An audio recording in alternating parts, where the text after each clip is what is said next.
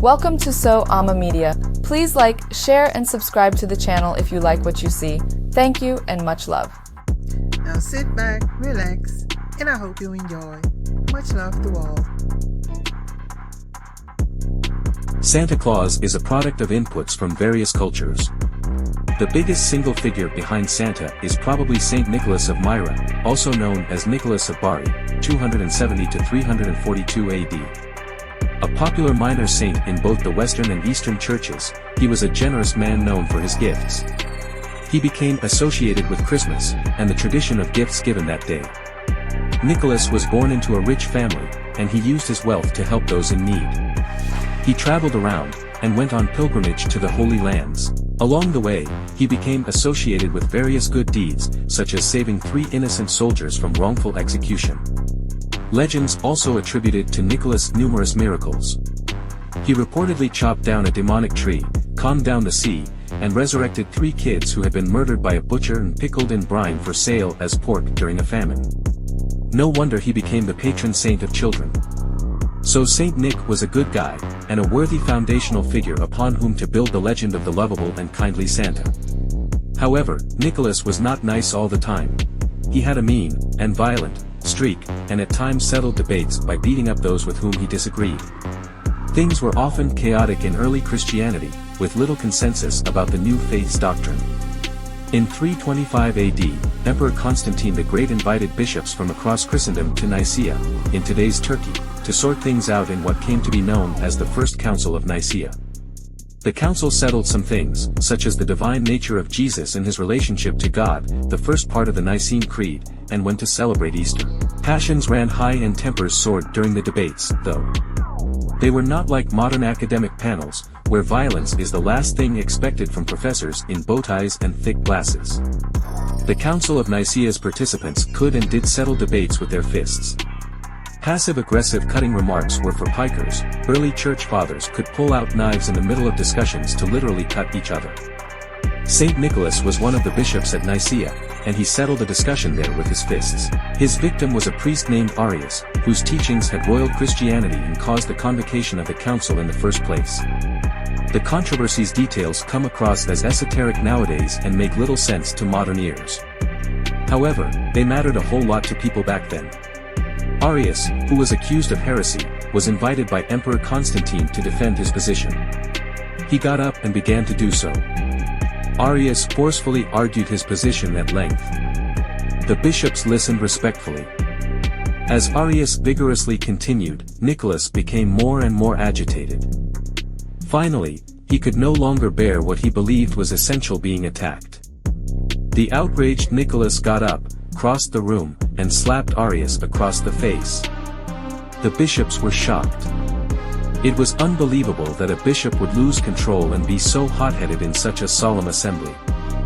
The majority of the bishops ultimately agreed upon a creed, known thereafter as the Nicene Creed. It included the word homoousios, meaning consubstantial, or one in essence, which was incompatible with Arius's beliefs. On June 19, 325, Council and Emperor issued a circular to the churches in and around Alexandria. Arius and 2 of his unyielding partisans, Theonas and Secundus, were deposed and exiled to Illyricum, while 3 other supporters affixed their signatures solely out of deference to the emperor. They brought Nicholas to Constantine.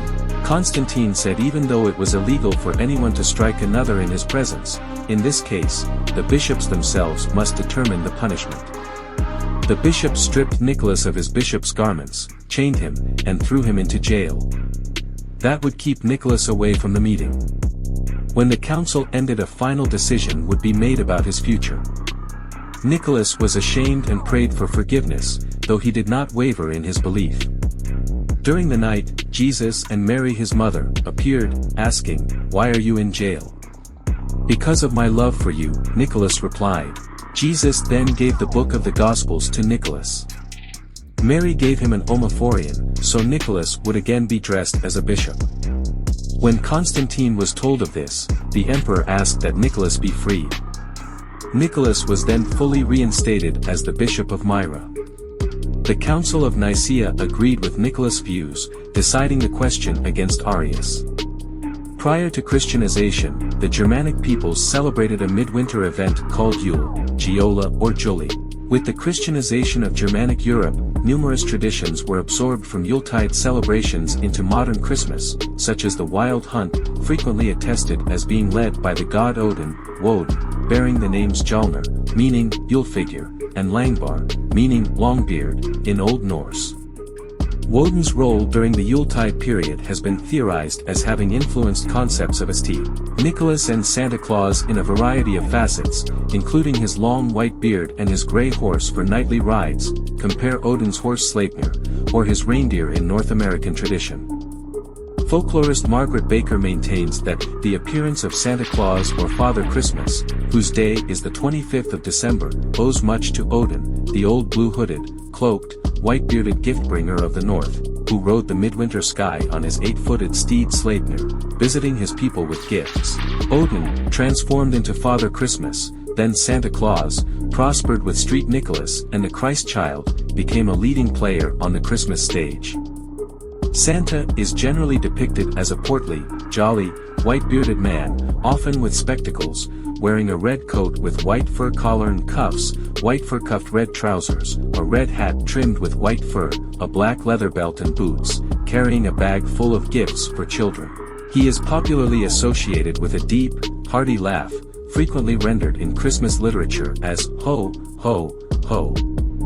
This image originated in North America during the 19th century, influenced by Dutch immigrants who brought the legend of Sinterklaas, St. Nicholas, to New Amsterdam, present-day New York City, and has been maintained and reinforced through song, radio, television, children's books, family Christmas traditions, films, and advertising. In Northern Europe, the Yule goat was an earlier bearer of gifts, which has to some degree become conflated with Santa Claus, for instance in the Finnish joulupukki tradition. By 1845, the name Kris Kringle was a common variant of Santa in parts of the United States. In Pennsylvania he is usually called Christkinkle, but in New York he is St. Nicholas or Santa Claus. As the years passed, Santa Claus evolved into a large, heavy-set person.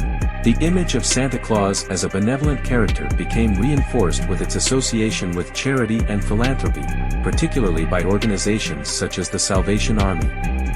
Volunteers dressed as Santa Claus typically became part of fundraising drives to aid needy families at Christmas time.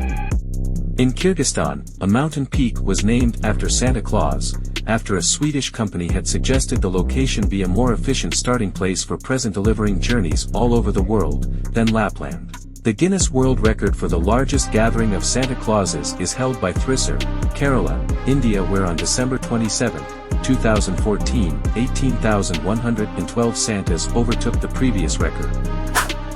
Thank you for watching. I hope to see you again soon. Until the next time, much love.